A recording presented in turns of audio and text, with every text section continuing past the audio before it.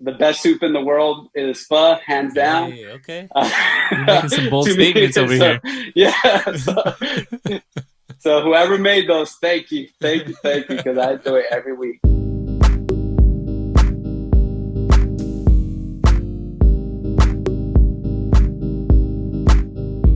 How do you chase your normal? So the way that I chase my normal is by setting a new ceiling for myself every so often, Hmm. because I don't like to be too comfortable in a place where I'm no longer growing. So recently I decided that if people who know me know that I love IPAs.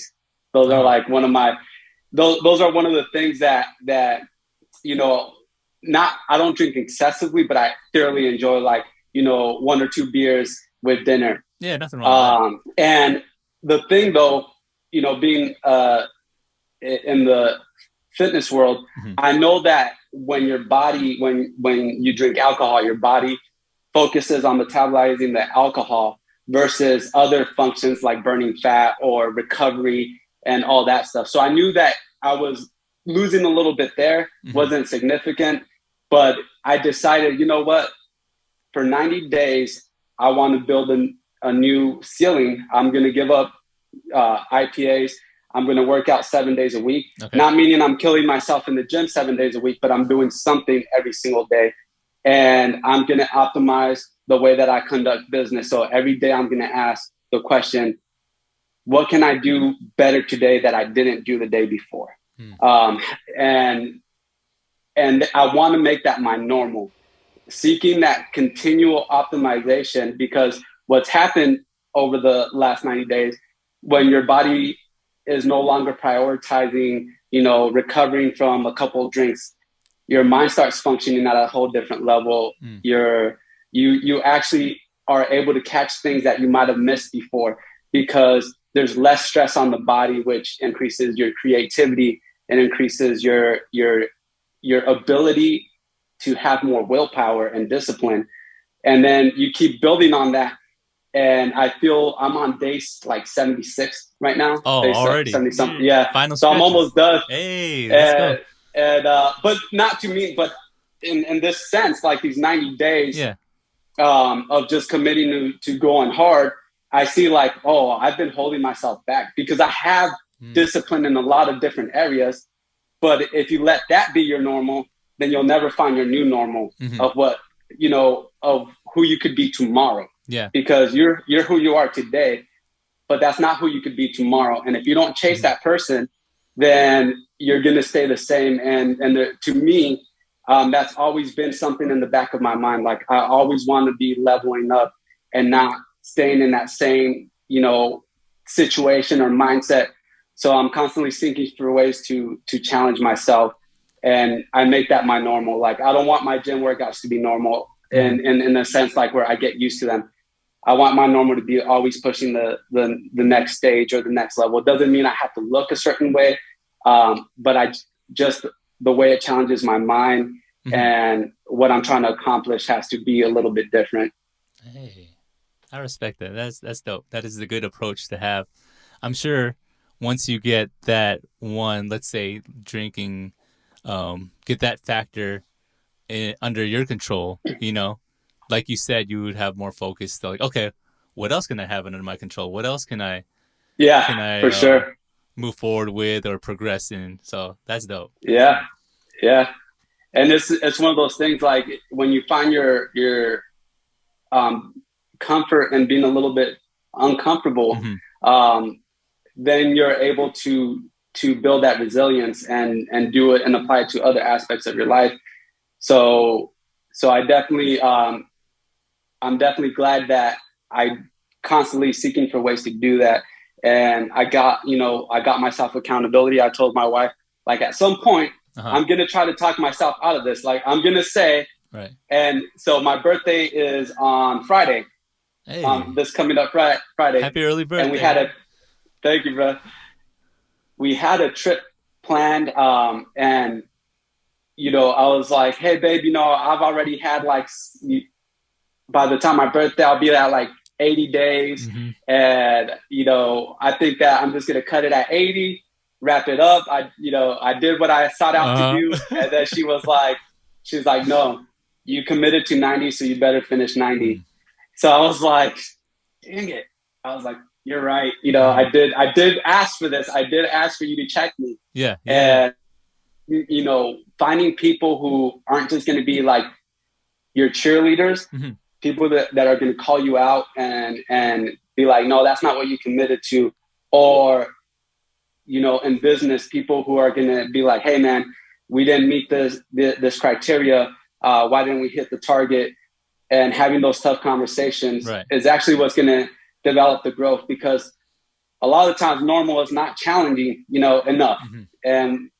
And it's where we find that challenge, and that, not beating people up, but holding people Yeah, accountable, of course. and then ourselves accountable is the normal that I really aspire to, for sure. Hmm.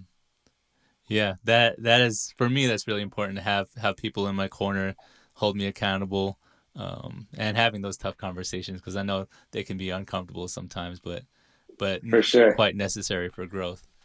Yeah. For sure. Yeah. Speaking of balance, that you mentioned, how do you find your balance between a good combination of mental, physical, and spiritual health?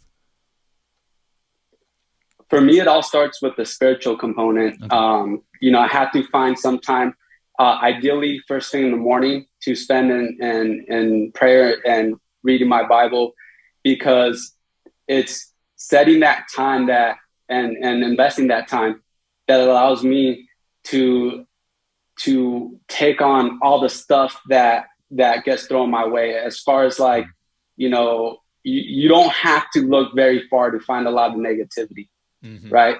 So Mm-hmm. negativity is usually the filter that most of us see the world through. But when you are able to first thing in the morning put the lens of truth on, and see people with the the heart that Jesus had for people, Right. and then repent of the things that you do wrong or that I do wrong, in that moment, is a very humbling thing. And it helps me carry that on, when I interact with my clients, with my family, and then the way that I care for my own body. Hmm. Were there any social norms or traditions that you were brought up with or taught growing up that wasn't necessarily good for your health, and you had to find your way to deconstruct it or break free from? Right. So I think the biggest social norm that I had to break free from, especially growing up with not having a lot of resources, Hmm. and is the kind of a victimhood mentality. You know, like I alluded to earlier, is we have the control. We can't control everything that happens to us. There's, we have very limited control in a lot of different scenarios, but we can control what we think about and how we react to certain things. And growing up, a lot of the things that I was taught was, oh, this is just the way it is, or Hmm. this, the like at some point I got used to the idea that I was always going to be poor, or that I Hmm. was never going to own a house. And I had put those limitations on me, not because that's reality, but because that was a safety type of net. Like if I didn't aspire to greater, then when that becomes that self-fulfilling prophecy, Hmm. there was no like letdown. Yeah, yeah, So absolutely. the social norm, or the thing that to deconstruct, is just the way that I have to think about things, to put it in a way that the responsibility and accountability falls on myself and not on others or institutions, because we we we fall victim to that. Like, oh, there's this person has more of this, that person has more of that, Hmm. and they were born rich and X and Y, but we're never going to start an equal footing. But if we get our mind right, the outcome that we have is going to be a lot different than if we think that we'll never get to that next level. Hmm. So I think the social norm that I had to deconstruct was just getting my mind to operate in a way where I don't see things that happen to me as somebody else's fault. Mm. You know, and that's something big. Like I grew up, my mom, like, you know, a lot of that was her mindset, or, you know, and then her mom's mindset was like that. But as soon as you shift that mindset, it becomes a whole different thing. And you see that, wow, like there's tons of opportunities. And as long as I'm willing to serve others and grow my skill set and invest in myself to not fall victim to these limiting beliefs, Right. then, you know, the possibilities are endless, because now you're focused not on yourself, on others, and whether it be your family, you know, the people that you serve in your profession, that allows you to push that boundary a lot further, because you're not limited by the limiting beliefs of, oh, I can't do this, or I'm not good enough, or your family has always been poor, or nobody graduated from high school or college in your family, so why would you do it? So not realizing that once you do it, then you just change the whole trajectory of your whole family structure and tree. And that's within the power of all of us to do. Were there any blessings in disguise you've experienced? For example, if you were to open a door and go through it and it wasn't what you expected at all, you thought it took a turn, but over time you realized, oh, this was the door for me. Right. So the biggest, you know, blessing in disguise was my battle with cancer. So like at the moment, like I was 22 years old, just had joined the military. I was really on a trajectory to do a lot of things that in my mind I wanted to do in the Navy as a Navy corpsman. And, you know, I got done with all the training. I got to my first duty station in Hawaii. And I mean, I was living pretty much the best life that I've had up until that point. I was independent. You know, I had a little bit of secure, like, income coming my way. I didn't have to worry about where I was going to be living. Like this was the most stable that I've been ever, pretty much. And then out of nowhere, I start feeling a lump on my neck, and come to find out it's cancer. And a lot of the things that I thought I was going to be able to do in the military, I wasn't. And what happened there, it forced me to grow up a lot quicker. So, you know, my wife and I had only been dating for about five or 6 months. And for her to be able to be with me, we had to get married. And, you know, a lot of people nowadays like emphasize, oh, you got to wait. We have time, you know, wait to have kids, wait to do this.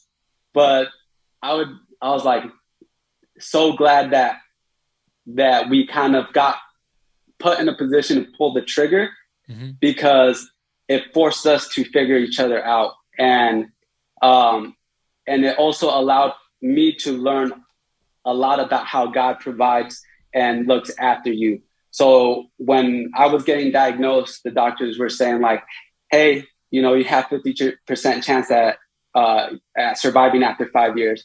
You're probably going to need a bone marrow transplant. It's a really aggressive form of cancer that we only catch in stage 1 less than 5% of the time. There's only 200 of these cases of cancer in the United States per year. You know, so it's a very rare cancer that we hardly ever see. And I'm hearing all this as a 22-year-old, like, dang, that's crazy. You know, and I never thought like I might not be here in like 5 years, you know, like, and that started to set in.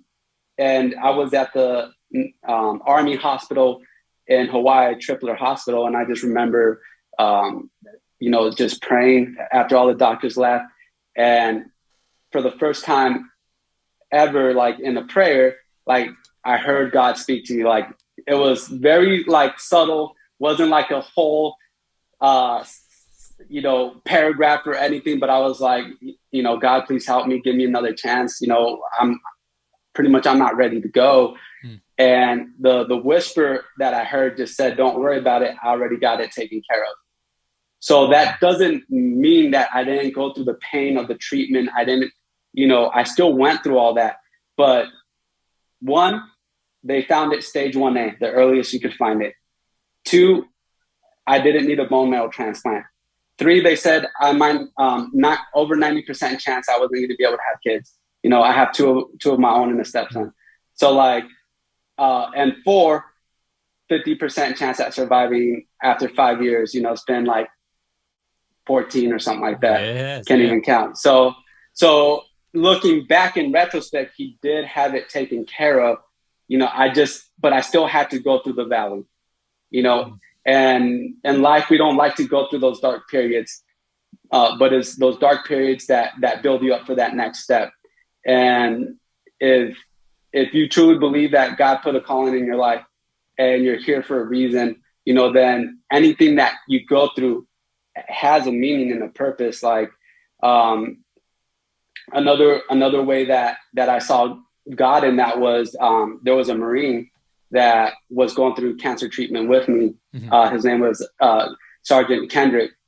And he got done with his treatment a little bit before I got done with mine. But we would always hang out in each other's room, watch football. And my wife was pregnant with my 13-year-old son now. And he would always come, when my wife would come visit, he would always say like, "Oh, I'm going to be your son's godfather." I was like, "Yeah, man, once he's born, you're going to be the godfather, and we're going to, we're for sure going to have you as a godfather." So then when I got done with my treatment, his cancer had come back. Oh man. But the thing about Sergeant Kendrick, like this dude never like was phased. He always was like, "I'm just so happy to be alive." Like, even though he was like drugged up with all sorts of pain meds because, at that point they chopped like his whole entire leg off because the cancer was in his hip. And he had bone cancer.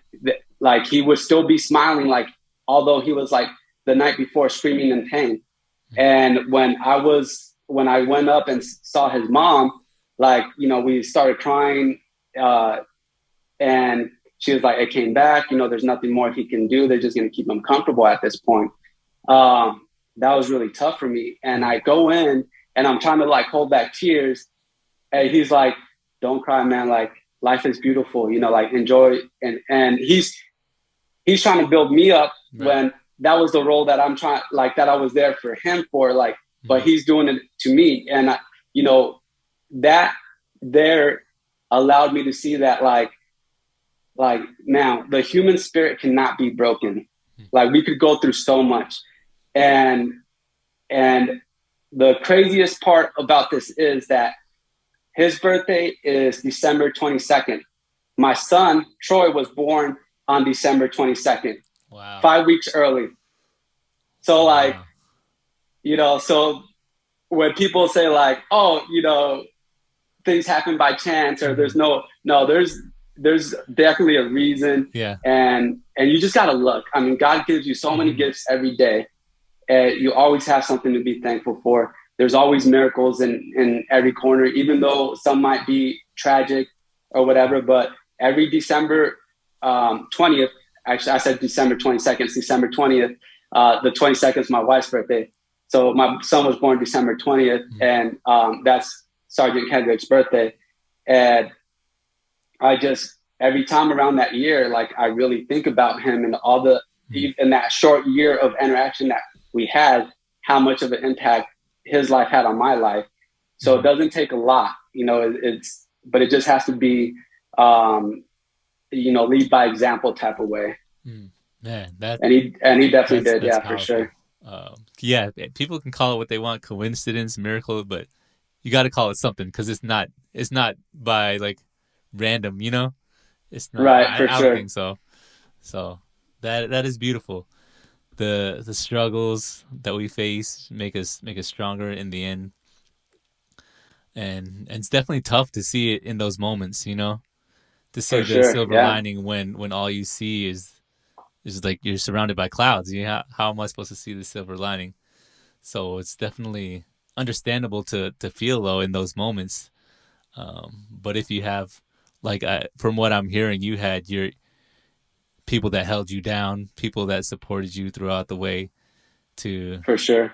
keep you afloat, and that's beautiful. And that's what the community is all about. That's what humanity is all about: being human, just being there for each For other. sure. Yeah. Tell us. I see the shirt that you're rocking right there, repping right now.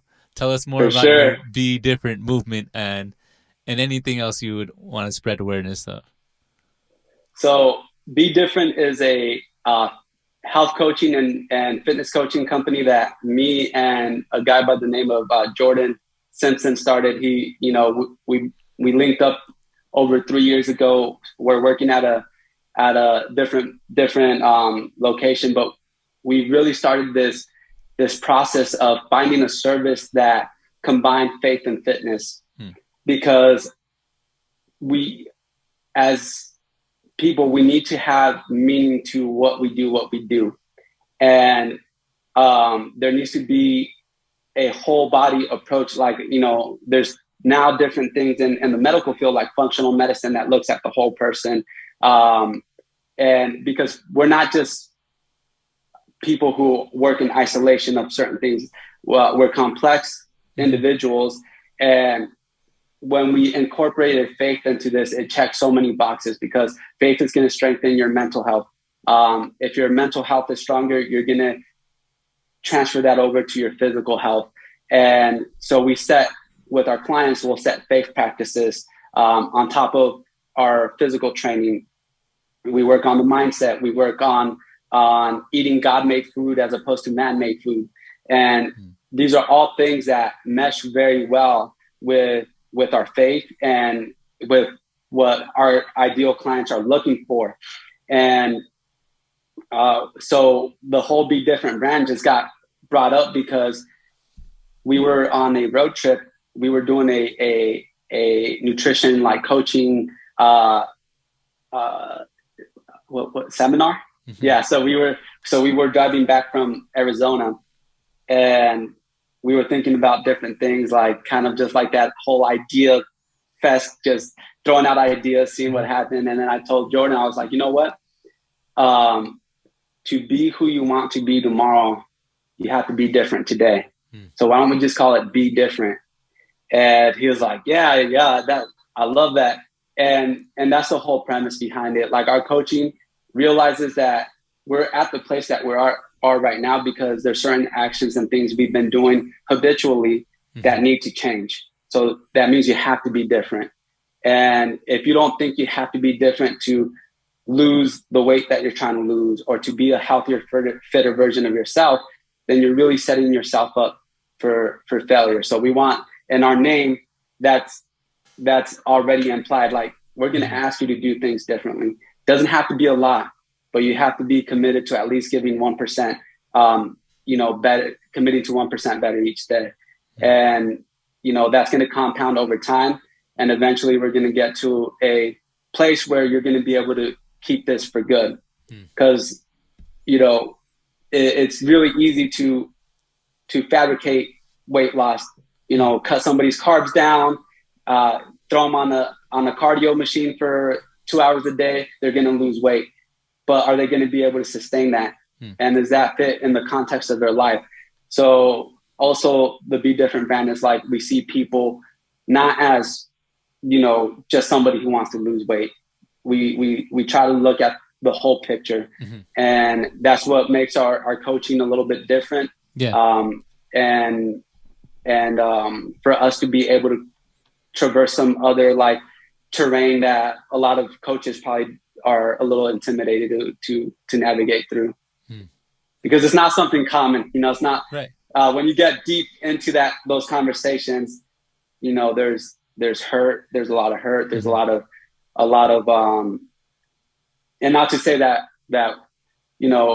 we're not like therapists or we're not anything like that, but we just have, like you said, those tough conversations with people, and people just need to be heard and understood.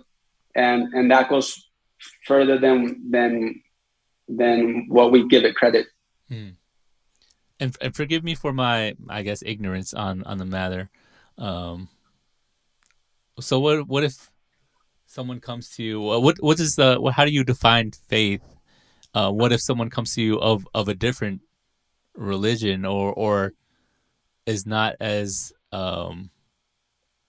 by the book faithful, faith wise, Right. if that makes sense? So How do you incorporate, or is it better that you just like maybe they find help elsewhere, or you can help them in different other ways? right. So we always meet the client where they're at. Mm-hmm. So if they don't share the same faith that we do, I have a client who's very big into Buddhism. Mm-hmm. And when we talk about faith, it's more of a dialogue on some of the similarities or where there might be a little bit of differences. But when you start with respect and seeking to understand and not to be right, Mm-hmm. then you could connect with anybody. Right. Right. So, and that's the thing, like, we're not trying to push like Christianity on our clients. If they're Christian, great. There's a lot of ways that we can connect with them there. If they're not, guess what? There's still a lot of ways we can connect where some of the lenses that we use might resonate with them. Doesn't necessarily mean that we're looking to like have this person convert to Christianity. Like, that just flows through the way that we do things and the way that we operate, because we're Christ followers, not necessarily that we're trying to impose this on the client. So it's the lens and the way that we navigate and we use to deal with the negativity and all those other things. So when it's rooted in what's best for our client, Mm-hmm. and being respectful of the client, we could work with anybody, and we do. I appreciate that person-centered approach, coming together even through the similarities and differences. And like you said, as long as it's focused on the client and what works best for them, I feel like, which is what you're trying to do. That's amazing. That's dope. Yeah, it's been a fun ride. You're always learning for sure. What is something you would like to normalize? Well, this is a tough one, but I think we need to normalize seeking answers, not emotions. What do you mean by that? What I mean by that is there's a lot of opposing opinions, and there's always going to be like, you know, what we feel, right? But as long as we could acknowledge that there is an objective truth, and let's Mm-hmm. seek answers, not necessarily the emotion tied to that, we could become a lot more clear focused in the results that we're trying to. Because if we look at it on a societal level, what we really want is, safety. What we really want is meaning and Mm-hmm. all these things. And when we focus too much in one area or go so far to another area, there's things that start to crumble, and there's chaos. So anytime you try to do away with the old thing to bring something new, there's going to be chaos. There's going to Yeah. be so let's seek what was valid about the old way of doing things, and what can we keep there, Mm-hmm. and what things of the old way, weren't working for us and didn't serve us and held us back, and let's build on that. But it has to be both acknowledging the old way of doing things has its validities, because they emphasize certain things that allowed humanity to flourish. Mm-hmm. And now, okay, what things of the new way can we mold in? And I think so normalizing seeking real legit answers and not the emotion would help us in whatever field that we work in, because emotion, we're emotional beings, and a lot of the decisions that we make are based off of emotion. When we buy something, it's an emotional decision. Not to say that we could completely get away from that, but to understand that and then be like, okay, is this me being like taking a pause and being like, all right, is this me acting on what I feel? Is it rooted in truth? And if we all ask those questions, we'll be more understanding of the other individual on the other side of the table. So that's something that I would like to normalize. Seeking answers, not emotions. Yeah. It sounds like seeking understanding, For trying sure. to get all sides of the story. I respect it. We're gonna switch gears here. We're gonna ask you one fun, silly question. Keep it lighthearted. All Um, right. what is your favorite smell? Oh, my favorite smell. There. All right. So we there's this boba place that I recently like opened up next, like maybe a couple blocks away from where we live. It's Uh, called Sherry Tea. And for some reason, that place smells like what I picture, like heaven would smell like. mm, Like, it just has like that aroma of like the uh, boba and the different teas and different things. uh. Um, Does it have and like the floral scents too, like the lavender? yeah, Okay. yeah, lavender, all that. Yeah. Like, um, and and it's one of those. I would say it's either that, because that is like kind of like warming and Mm. like puts me in a good mood, or the smell of like something really good on the grill. Like, so, so either one of those, I'm happy. Like, if they had like a boba tea like car scent, I would definitely be on that for sure. They might. Like, so it's. I mean, I feel like we go like twice a week. With Mm. my kids love it, my wife loves it. So it's one of those places that the smell is just inviting for sure. Have you had it And at the same time, like you yeah, were grilling something? Like you're picking up boba, go home, start up the grill. um, no, but I might have to put that on the to do list, because usually it's we go out, for family outing, Mhm. and we're like, oh, let's go stop by and grab some boba, Right. and it's one of those things. But I just enjoy when I walk in, and they're opening up the thing, they're doing it's it's The whole a really experience. good, yeah, it's a whole experience for sure. And I can't believe it took me almost like, well, actually, I got put on boba when I was in Hawaii. Uh-huh. My wife, like, my wife is Cambodian, Hmm. so like she put me on pho. She Okay. put me on like all these different things that I hadn't tried before, That's and beautiful. and like I used to be like a, I guess, a picky eater, because I only grew up with like Mexican food and then whatever, Mm. like Taco Bell or whatever. And when she would eat pho, I would just order like fried rice or something. And then eventually, like the third time, I was like, let me try it.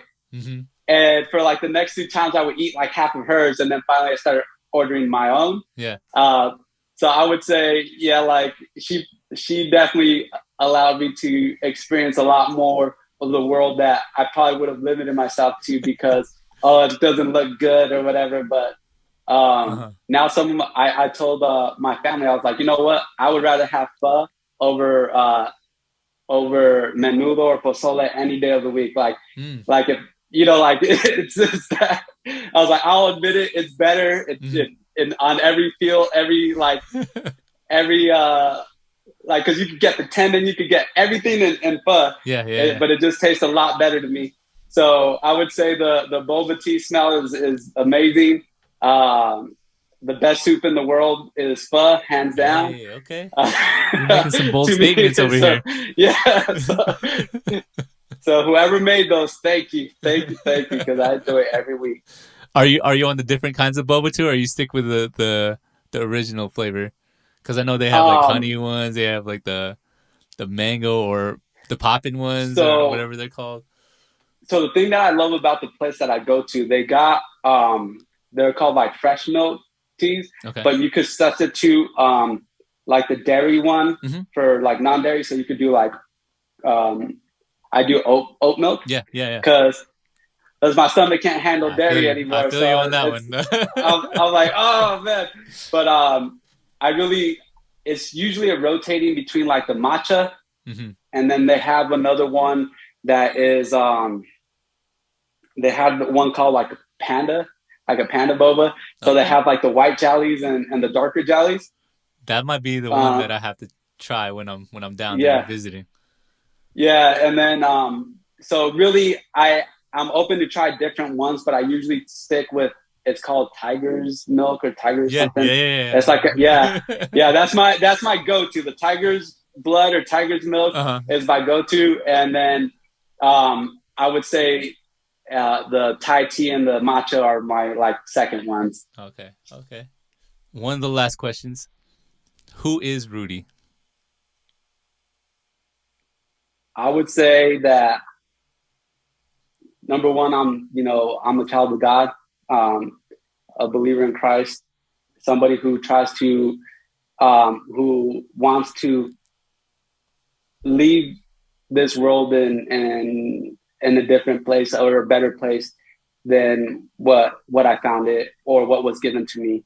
And that starts with my kids. I wrote a Facebook post yesterday because I was just looking outside my bedroom window and I just felt super blessed. Like, my kids have never seen, have never gone without having a meal all day.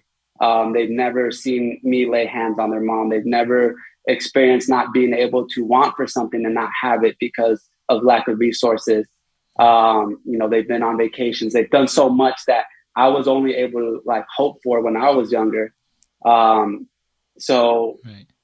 That there just allowed put in perspective to me, I changed their future outlook by deciding to do things differently and by deciding to trust God and not let circumstances dictate what I would be able to do or want to do or whatever. So I'm just a person that strives to do a little bit better each day. It's nice and simple, and effective. That's what Sure. I appreciate about it. Rudy, any last words of advice for the people or anyone listening out there that you want to mention? Any shout outs, any other plugs that you have in mind? Definitely want to shout out, my wife. She's a big reason why I'm, able to do a lot of things that I'm able to do and follow my dreams and try to make an impact. Also, my business partner, Jordan Simpson, we're building something big and it's been a fun grind. And, seems like every week people are reaching out and telling us how much they love what we're doing. And it's just, it reaffirms that we're on the right path because it was really an act of faith. We were working at a place that we really enjoyed working at. We loved everybody there. It wasn't like a bad situation. But we just felt like it was time for us to make that move. And then I want to shout out to anybody who's out there, who struggles and who feels like that hopelessness, there is hope and we can make it through anything as long as we find the one thing to be thankful for. So if anything, every day you wake up, just find one thing that you could thank God for, and your day will be so much better because we're in this life, we're always going to have things that we're struggling with that we need to pray for. But if you just look around, you have tons of things to be thankful for. If you have a right mind, working body, that's more than enough, and you could do something with that. Rudy, thank you for checking in. I'll provide all your description and all to your page. Health Coach Rudy. Health Coach Rudy. And then if you guys need any weight loss or any type of those resources, check out the link in my bio. Or if you're interested in coaching, you can also click the link in my bio. There's a link to my calendar in there and free resources. We also have a Facebook group called Mastering Your Faith Through Fitness. So if you guys, we do live trainings every week, Tuesday at 7 p.m. And have tons of resources that we pour into that community. And really it's for you guys to take action on the things that God has put in your heart. And one of those biggest things is to be a healthier, fitter version of yourself. Because if you feel healthy and you feel good about yourself, you're a lot more impactful in the way you serve others and your community and the impact that you can have. So definitely check out our Facebook group, Mastering Your Faith Through Fitness. We'd love to have you guys there. There it is. Our peoples. Peace.